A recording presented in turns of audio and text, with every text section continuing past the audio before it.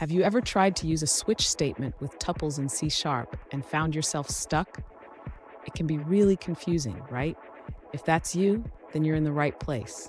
Today, we're going to unravel the mystery of using tuple value types in a switch statement. I totally get it.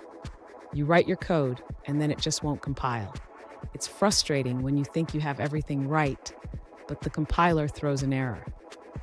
You're definitely not alone in this struggle.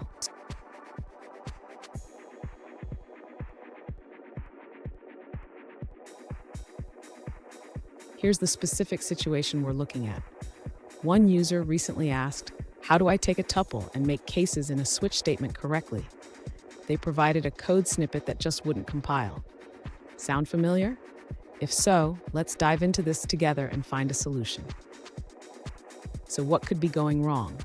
In C#, using tuples in switch statements requires a specific syntax.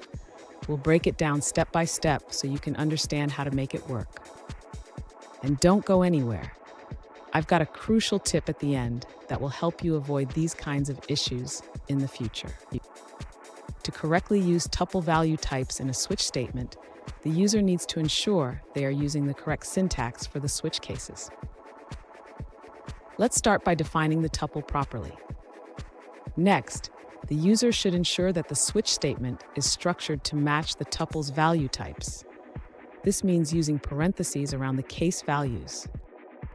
Additionally, the user should check that they are using a compatible version of C#. The tuple syntax is supported in C# 7 and later, so ensure the project is set to the correct version. Finally, the user can run the program to see the output.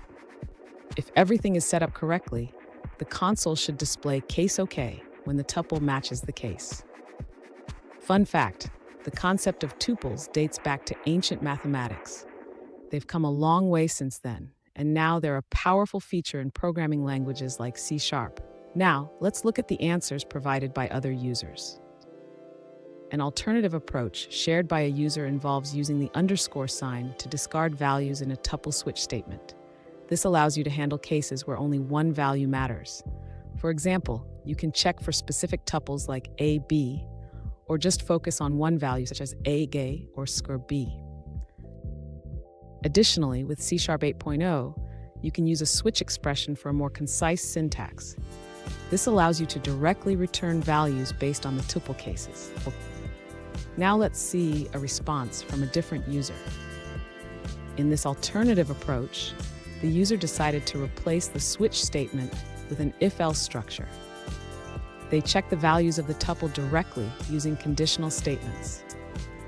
This method allows for flexibility in testing all values in the tuple in any order. The user believes this approach should not significantly impact performance. That's all for that response. Let's see what someone else had to say.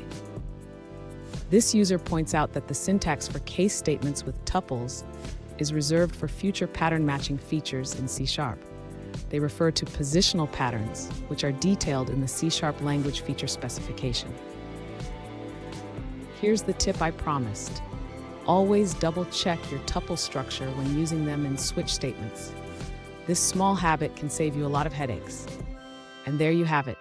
You should now be able to use tuple value types in your switch statements without any issues. Remember, practice makes perfect. If you found this helpful, hit the subscribe button for more coding tips, and don't miss our next video on advanced C# features.